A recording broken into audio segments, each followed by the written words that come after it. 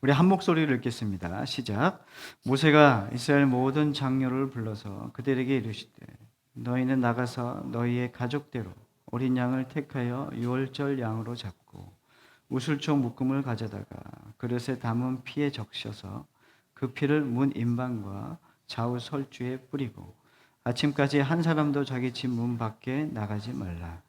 여호와께서 애굽 사람들에게 재앙을 내리려고 지나가실 때에 문 임방과 좌우 문설주의 피를 보시면 여호와께서 그 문을 나보시고 멸하는 자에게 너희 집에 들어가서 너희를 치지 못하게 하실 것임이니라. 아멘. 할렐루야. 십자가의 도 세 번째 시간입니다. 오늘은 출애굽기 말씀을 가지고 함께 출애굽 그 6월절 사건을 가지고 함께 좀 나누려고 합니다. 여러분들이 이 단어 아십니까? 룽반데룽, 독일어입니다. 아십니까? 룽반데룽이라고 하는 단어가 용어가 있는데 이게 산악인은 다 압니다. 이 단어가 뭐냐면 제가 다시 얘기하겠습니다. 틀렸습니다. 저도 이게 입에 안 붙어서 링반데룽입니다. 링반데룽. 네. 이게 산악인들이 그 산에 올랐다가 악천 후 막 비바람을 맞고 갑자기 막 이 날씨고 변경이 돼서 막 악한 기상이 됐을 때 또 야간에 사람들이 길을 헤매요. 길을 헤매다가 나는 이제 한 방향으로 가면 이 방향으로 가면 내가 길을 찾을 수 있을 거라고 생각했는데 가다가 보니까 계속 뭐 하고 있어요? 계속 돌고 있는 거예요. 이게 링반대룽이라고 하는 용어래요. 그래서 어떤 사람이 원을거리면서 계속 제자리를 돌고 있는 것을 링반대룽 현상이라고 얘기합니다.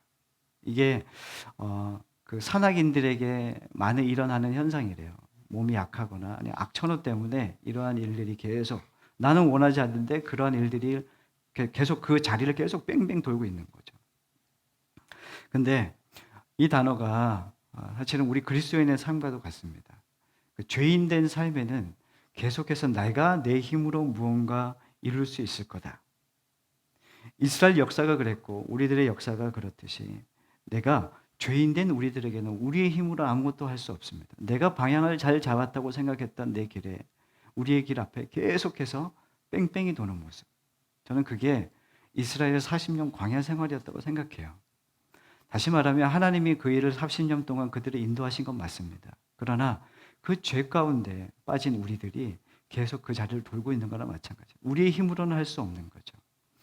우리의 모습이 마치 이와 같습니다. 우리의 자력으로는 이 죄의 굴레를 벗어나지 못한다. 이것이 죄인들의 삶이라는 것입니다. 출애굽 사건, 하나님께서 이스라엘을 아주 어떻게 구원하셨는지를 입체적으로 잘 보여준 사건이 이 출애굽 사건입니다. 여기에도 십자가의 도가 분명히 이 십자가의 원리가 분명히 기록되어 있고 거기에 있음을 우리에게 보여주고 있습니다.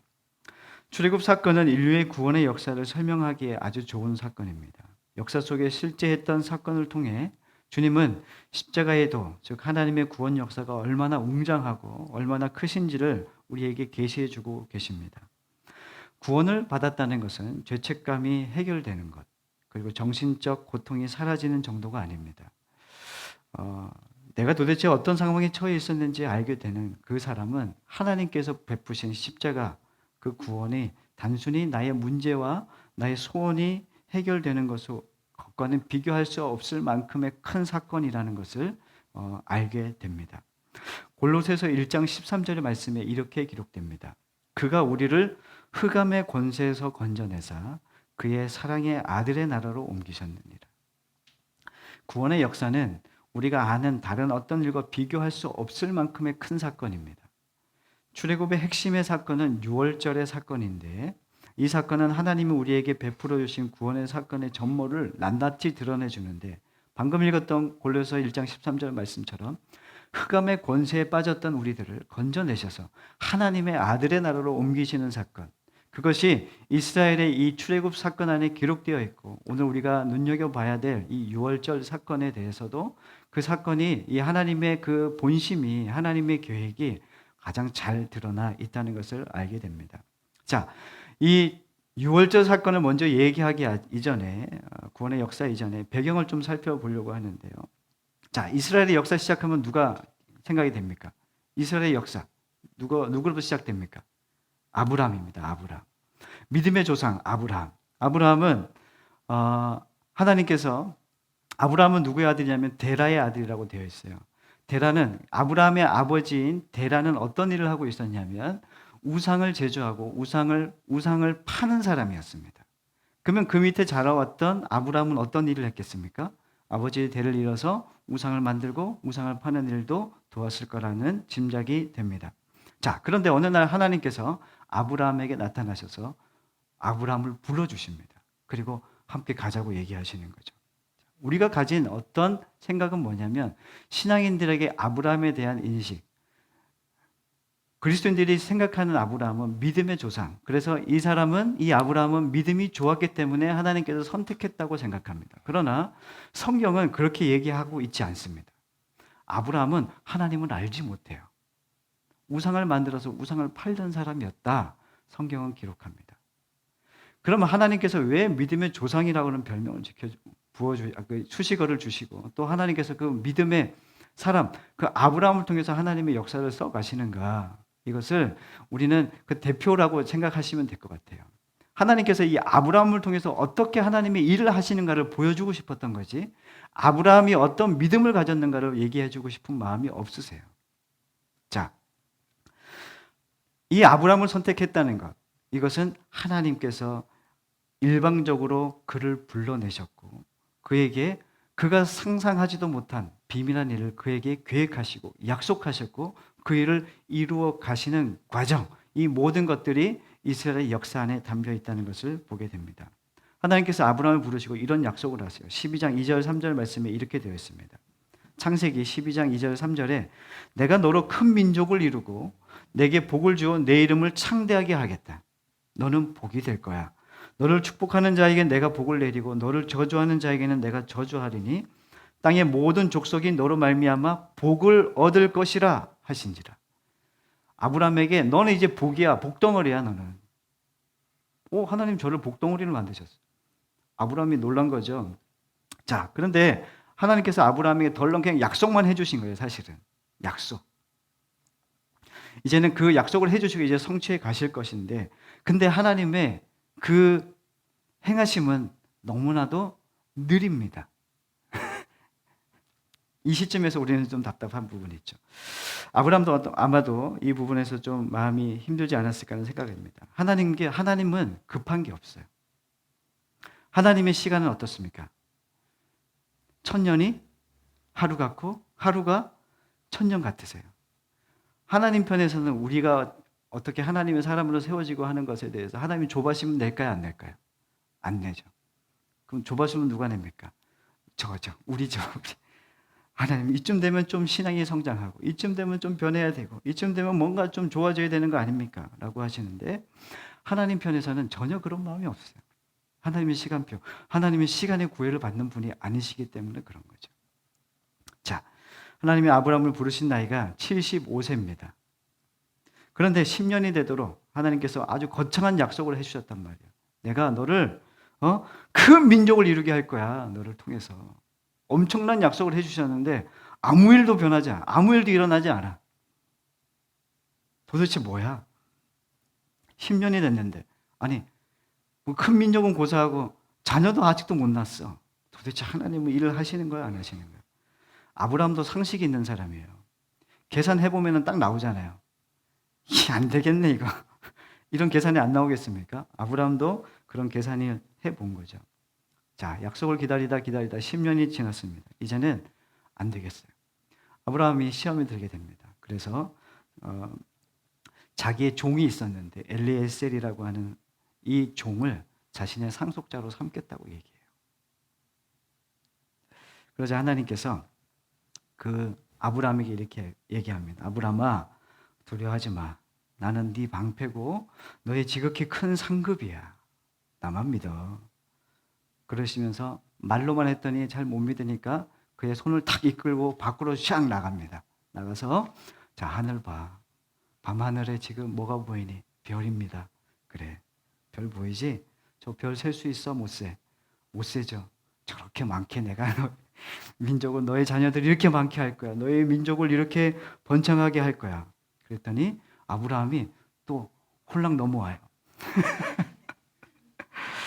자, 하나님께서 그걸 보여주시면 정신 차려 아브라함. 내가 너를 선택했어.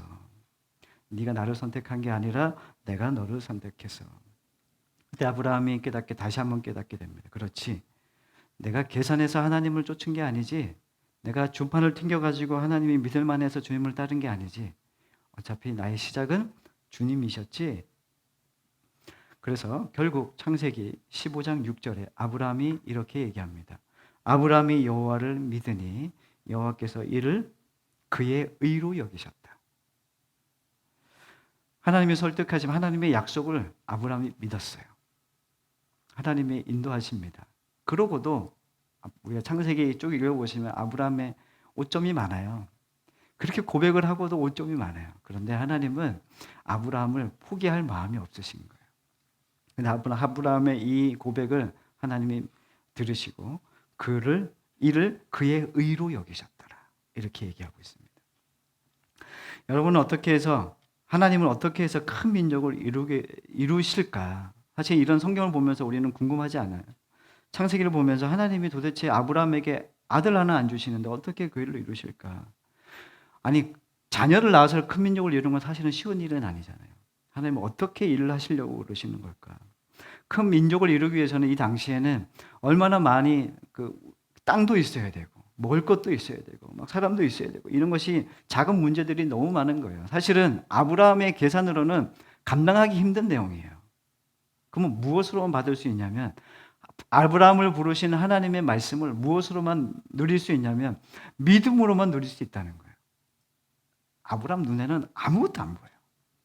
이 눈에 아무 증거 아니 보이고 계속 아니 보이고 도대체 뭔가 이루어질 것 같지 않은 그런 모습들이 아브라함의 삶에 계속 유지되고 있는 중이죠.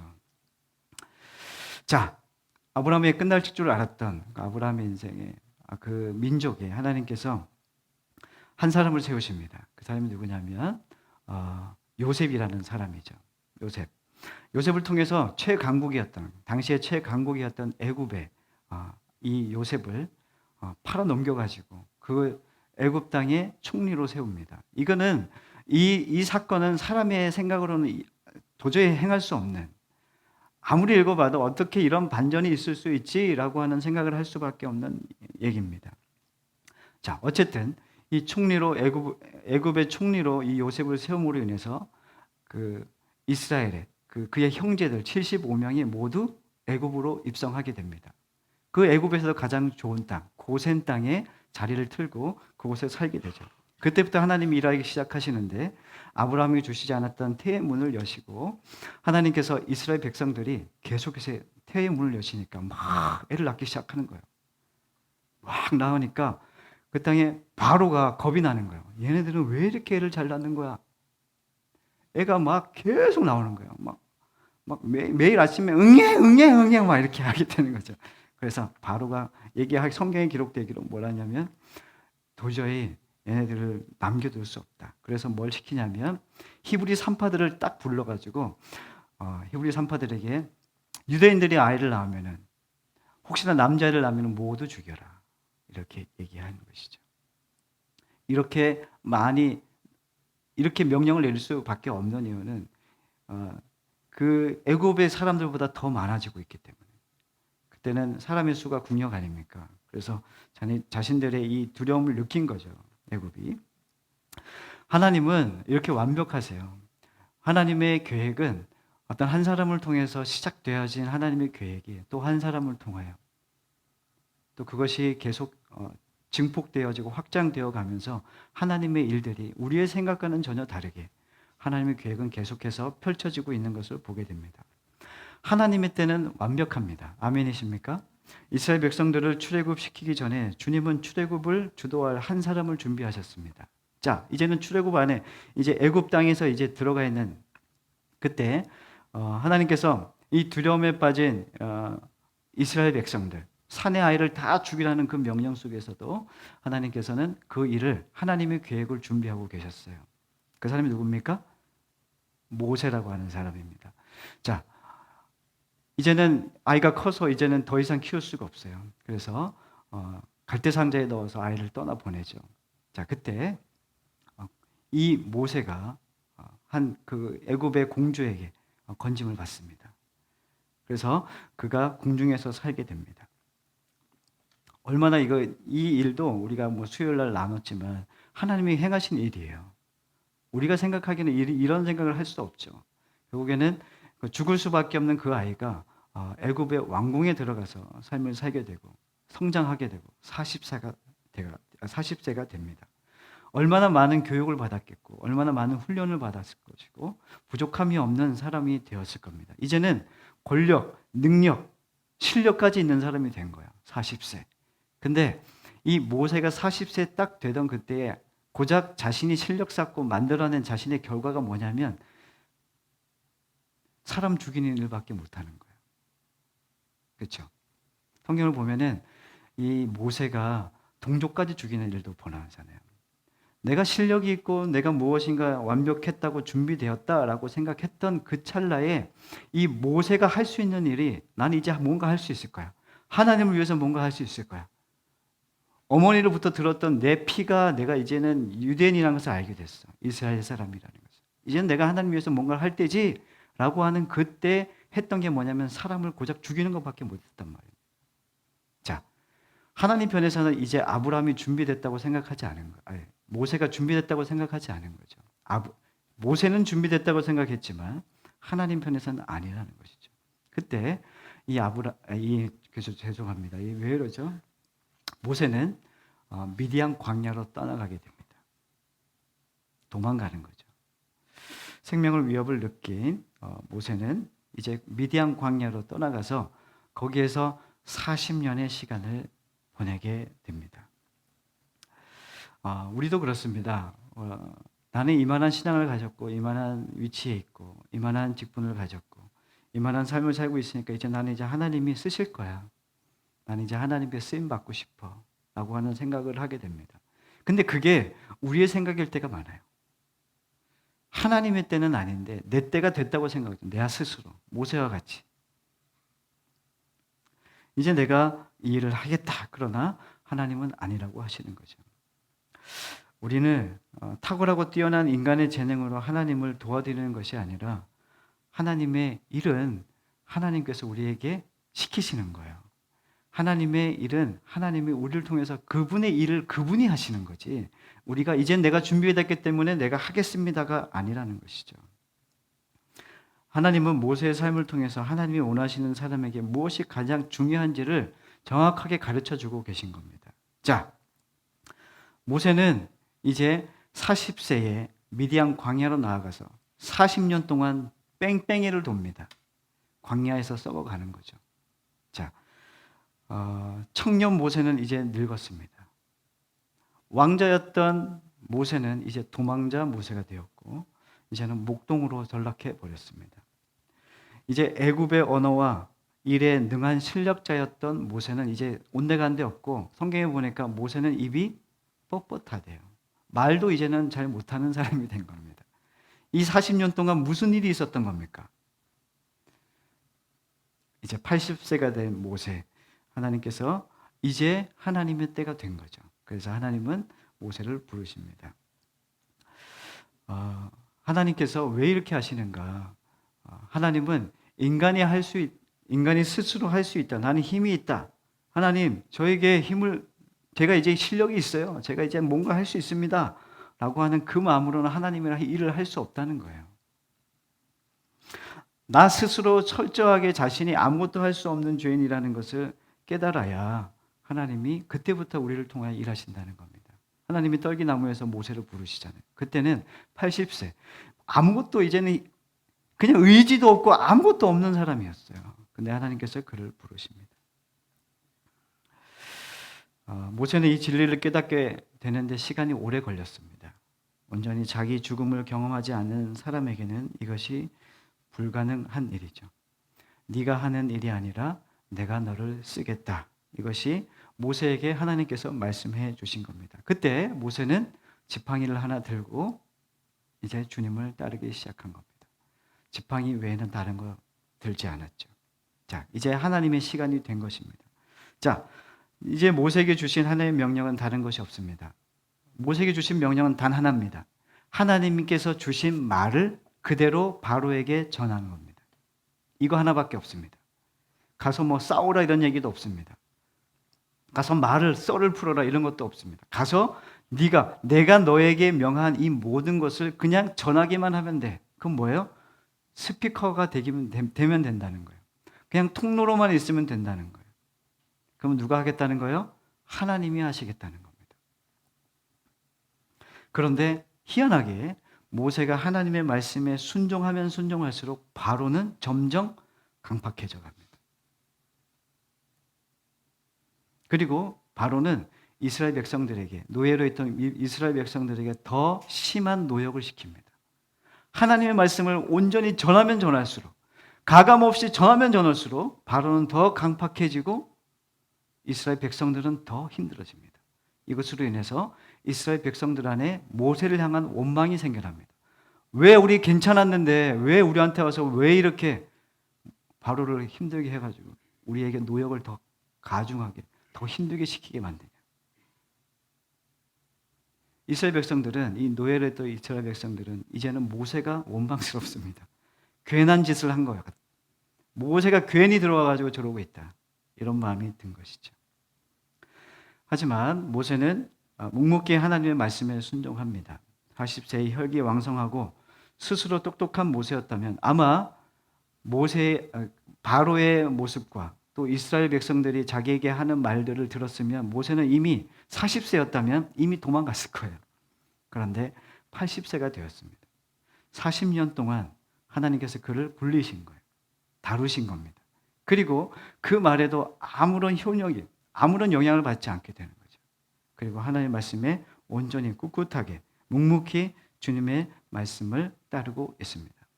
하나님의 준비시키심이 있었기 때문입니다. 하나님은 모세를 준비시키시듯 하나님의 사람들을 지금도 준비시키고 계십니다. 여러분들이 요즘에 어떤 삶을 사시는지 잘 몰라요. 스스로 잘 알 겁니다. 내가 하나님이 주신 나의 삶인가 이게?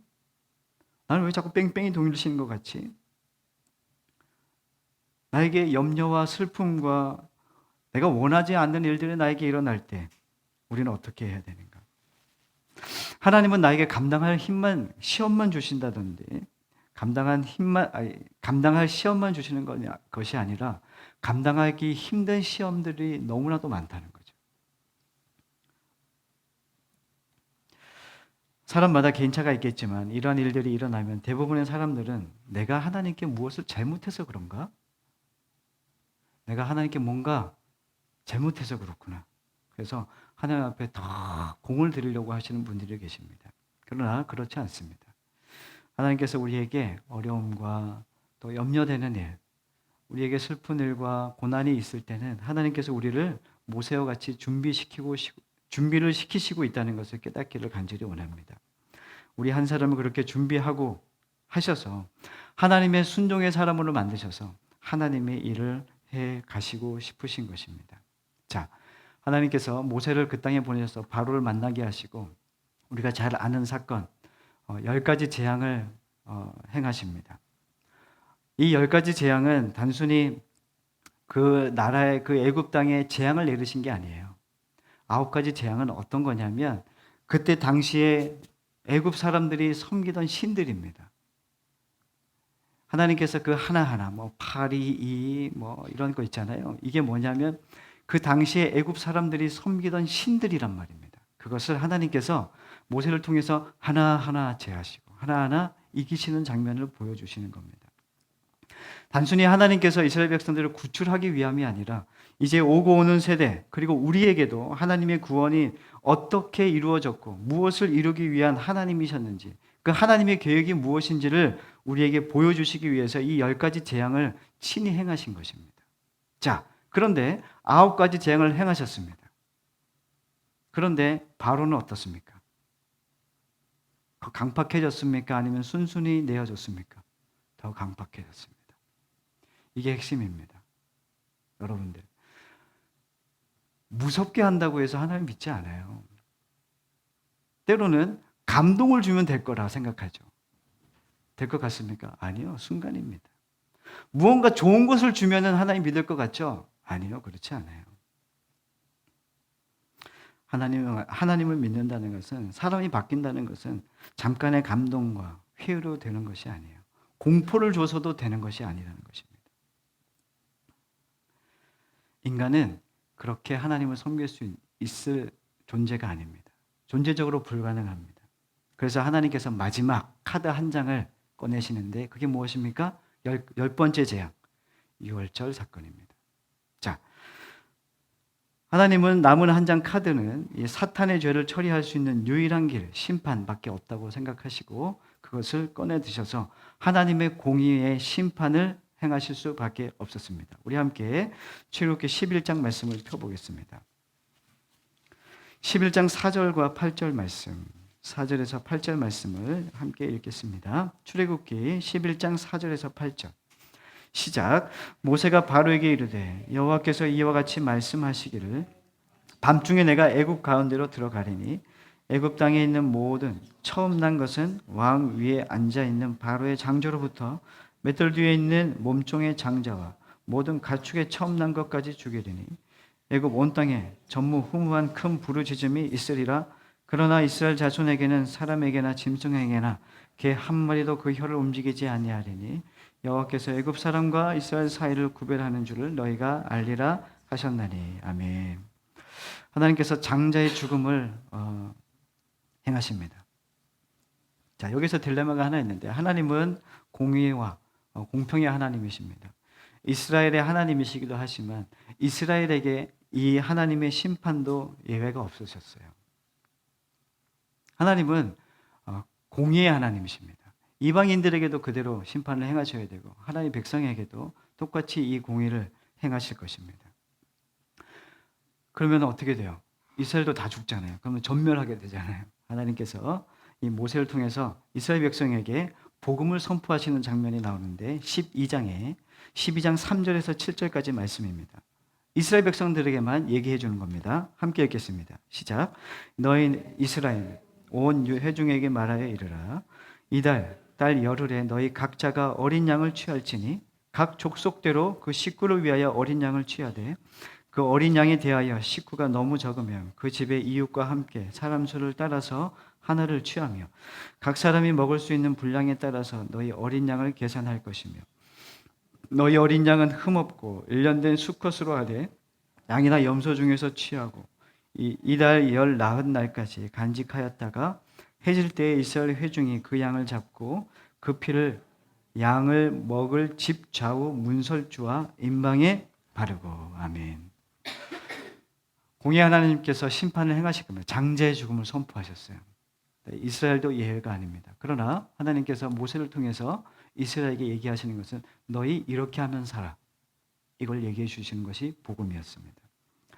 이스라엘을 살리는 유일한 길은 애굽을 심판하는 것뿐이었어요. 근데 이스라엘도 예외가 아니기에 이것을 피할 수 있는 방법을 말씀해 주신 것이죠. 오늘 말씀 읽었던 것은 뭐냐면 먼저 너희 가족의 숫자대로 흠없는 양을 잡아라. 이렇게 얘기하십니다. 흠이 없는 양을 잡는 의미는 인간의 죄를 대신하여 심판을 받을 이 대속의 제물은 흠이 없어야 돼요. 그리고 그 제물에 자신의 모든 죄를 전가시키는 겁니다. 그리고 전가시킨 그 양이 대신 죽는 겁니다.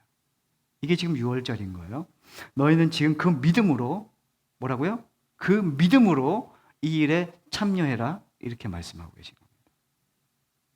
양을 취해 흠없는 양을 취해서 가족이 좀 부족하면 옆집에 있는 사람까지 다 데리고 와. 그리고 함께 그 양의 수대로 그 가족의 수대로 양을 잡으면 돼. 그런데 그 양의 흠없는 양을 잡되 우리의 모든 죄를 그 양에게 전가시키고 그 양을 잡고 그러면 돼.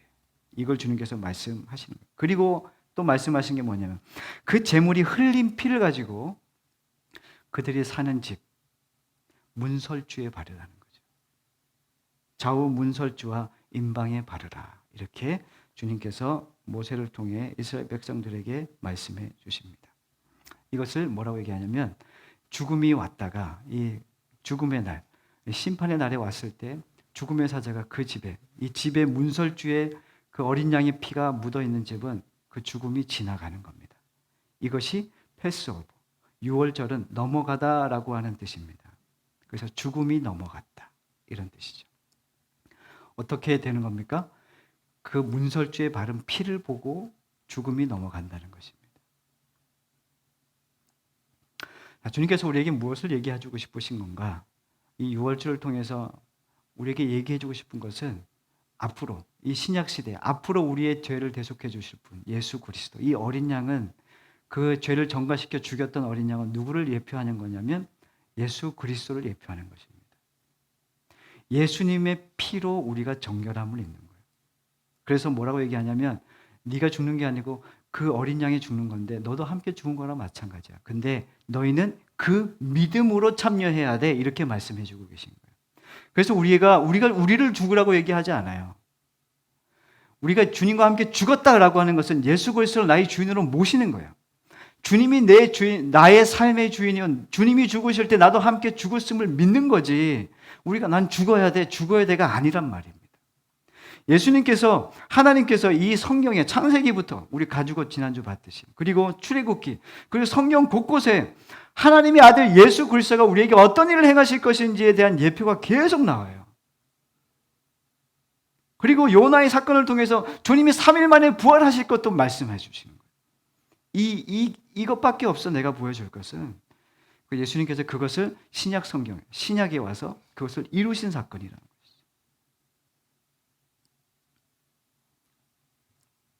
그래서 구약은 언약, 신약은 성취라고 얘기하는 겁니다. 언약과 성취. 이것이 하나님께서 이루신 거예요. 그럼 우리 뭐 하면 되는 거예요? 믿기만 하면 되는 거예요. 우리 말씀 하나만 더 찾아보겠습니다. 로마서입니다. 로마서 3장입니다. 로마서 3장. 조그만 기운을 내십시오. 로마서 3장 23절 26절까지의 말씀입니다. 함께 읽겠습니다. 모든 사람이 죄를 범하였음에 하나님의 영광에 이르지 못하더니 그리스도 예수 안에 있는 속량으로 말미암아 하나님의 은혜로 값없이 의롭다 하심을 얻은 자 되었느니라.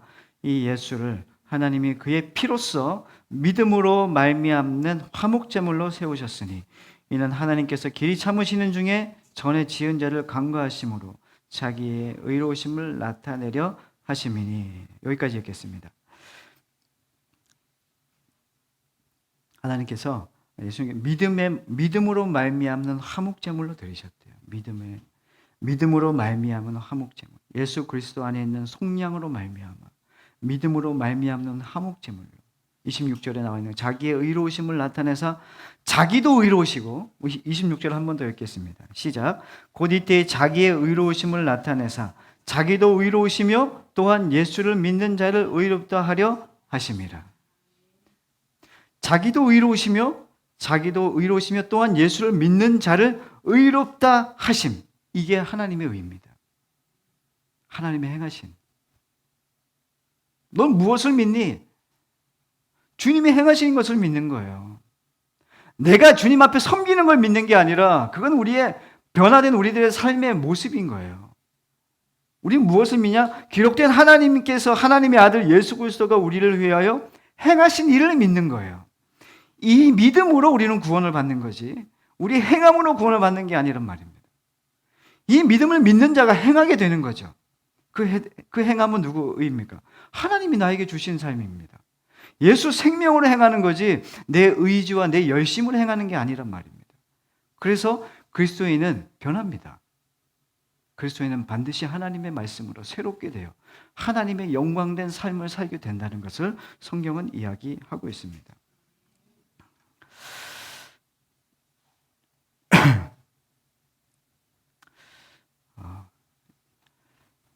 이야기는 매우 중요합니다. 이야기. 이스라엘 백성들이 전에 들었던 복음은 하나님의 이야기는 하나님의 말씀은 다 이야기로 부모의 입으로 다 전해졌을 거예요. 모세도 그 요게벳 엄마의 품에서 자랐잖아요. 엄마가 떠내 보냈지만 다시 왕궁에 들어가서 엄마가 유모로서 모세를 길렀잖아요. 계속해서 어머니를 통해서 계속 하나님에 대한 이야기를 들었을 거란 말이에요. 그렇죠? 그래서 이야기는 매우 중요합니다. 저도 어릴 시절에 우리 부모님이 어땠는지 형과 누나들을 통해서 많이 들었단 말입니다. 그럼 우리 집의 분위기가 어떤지 알겠죠? 제가 경험한 것도 있지만 형과 누나들이 경험했던 부모님의 모습이 있을 거 아니에요. 그러면은 내가 뭘 조심해야 되는지, 내가 이 집의 분위기가 어땠는지 알잖아요. 여러분도 그렇지 않습니까? 여러분들 형들이 있고 막 뭐 누나들이 있고 하면은 그것을 알게 되는 거예요. 자, 그렇듯 우리는 이 구전을 통해서 하나님의 이야기를 통해서 계속 들어왔던 이 이야기가 성경이 되었습니다. 근데 우리에게 교리라는 것이 있습니다. 교리. 기독교의 교리가 있단 말이죠. 교리 중요합니까? 안 중요합니까? 중요하죠. 성경의 내용을 교리로 잘 정리한 겁니다. 그런데 이 교리에 묶이면 안 됩니다. 그래서 우리는 교리에 이런 거야. 그러면서 우리 아이들에게 이렇게 전하죠. 야, 인간은 모두 죄인이다. 저희 예배 때마다 아이들에게 얘기하는 것들입니다. 야, 인간은 모두 죄인이야. 예수의 피가 우리를 구속하는 거야. 얘기합니다. 끊임없이 얘기합니다. 그런데 이것에 묶이면 안 되는 거죠. 아이들에게 정보를 전달하는 것을 우리가 끝나면 안 되는 거예요. 교사들이 유의해야 되는 건 뭐냐면, 중요한 것이 뭐냐면, 교사들에게 중요한 것은 하나님의 살아계심이 예수 그리스도의 복음이 내 것이 되어야 아이들에게 전달되는 거예요. 내가 이것을 얘기한다고 해서 아이들이 이 복음을 듣는 게 아니란 말입니다. 그래서 교리를 전달하는 것을 우리의 최고의 목적이 아니라 하나님께서 나를 만나 주셨던, 내가 하나님을 경험한 그 십자가의 은혜를 아이들에게 전달하는 것이 가장 중요하다는 거예요. 문자를 전달하는 게 아니라 하나님의 살아계심을 전달하는 게 매우 중요하단 말이죠. 자, 가정에서 부모들이 아이들에게 무엇을 전할 건가? 야, 기도해라. 말씀 읽어라. 예배해라. 이것은 말로 되는 게 아니라는 것이죠. 부모가 기도하고 말씀 보고 예배를 드리는 그 현장에 하나님을 어떻게 예배하는지 아이들이 알고 있다는 것이죠. 그것을 살아내는 부모가 말하는 것과 그것을 그냥 입에 그냥 버릇처럼 말하는 것과는 전혀 다르다는 이야기입니다. 하나님의 이야기는 그 조상들로부터 시작해서 정말 하나님을 경험한 사람들의 입을 통해서 계속 전해진 사건이에요. 지금 그게 우리에게 왔단 말입니다. 여러분들은 어떻습니까? 하나님의 이야기, 이 십자가의 도가 여러분들에게 십자가, 예수 그리스도의 십자가, 날 위한 죽은 십자가, 주님의 사랑은 끝이 없지 라고 하는 이것이 우리에게 입버릇처럼 나오는 것인가? 정말 이것이 나에게 믿음이 된 것인가? 예수 그리스도가 나의 모든 죄를 대속하신 이 사건이 나에게 경험됐는가? 이것이 나에게 믿어지는가? 아니면 나에게 그냥 나는 기독교인이니까 얘기할 수 있지. 그냥 지식으로만 내 안에 습득되는 것인가? 점검해 봐야 된다는 것입니다. 하나님께서 광야에서 모세를 40년 동안 돌리신 이유는 단 하나입니다. 살아계신 하나님을 경험하기 위함이었어요. 80세 되던 때 하나님께서 저기 떨기나무로 하나님 만나주시잖아요. 아니, 떨기나무 내가 자주 봤는데 막 타고 있네? 근데 안 타. 타고 있는데 나무가 소멸되지 않아. 저게 뭐야? 가까이 가봤더니 하나님의 음성이 들립니다. 모세야, 네 신을 벗어라. 거긴 거룩한 땅이야. 내 신을 벗어라. 이 신을 벗으라는 의미는 뭐냐면 네 정체성 이제 내려놔. 이제 네가 아니라니까. 내가 이제 너를 쓰고 싶은 게 아니라 내 안에 너 안에 내가 주인이 되어 내가 너를 이끌고 싶다. 내 신을 벗는 이 유대인들에게 이 신말은 매우 중요한 정체성이에요. 정체성을 의미하는데 이제는 너로 살지 말라. 이제는 나와 함께 이 생명, 하나님의 생명으로 살아가라. 그런 의미로 신발을 벗으라고 주님께서 요청하시는 거예요. 그때 어떻게 합니까? 모세가 자기 신을 벗습니다. 그때로부터 하나님은 모세를 이끌어서 하나님의 사람으로 이스라엘을 구원하는 구원자로 사용하고 계신 거예요. 여러분들은 어떤 믿음의 삶을 살고 싶고 어떤 그리스도인이 되고 싶으십니까? 내가 바뀌지 않고서는 주님이 내 안에 주인이 되지 않고서는 주님의 삶을 살 수 없어요. 성경이 얘기하는 이 예수 그리스도의 삶을 살 수 없다는 것을 성경은 이야기하고 있습니다.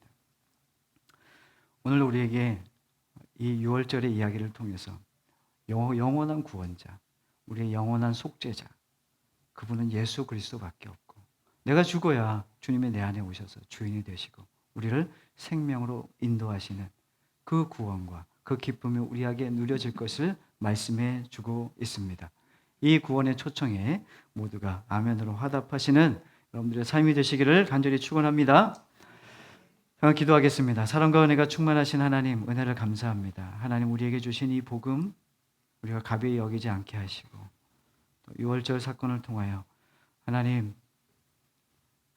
6월절 이 심판은 하나님께서 심판하시기 위한 사건이 아니라 이스라엘을 구원하시기 위한 사건임을 우리가 믿게 하시고, 오늘도 그 구원의 자리로 초청하시는 주님의 음성에 귀를 기울이고 믿음으로 주님을 바라보는 저희들이 되도록 주님 축복해 주시옵소서. 예수님의 이름으로 간절히 기도드렸습니다. 아멘.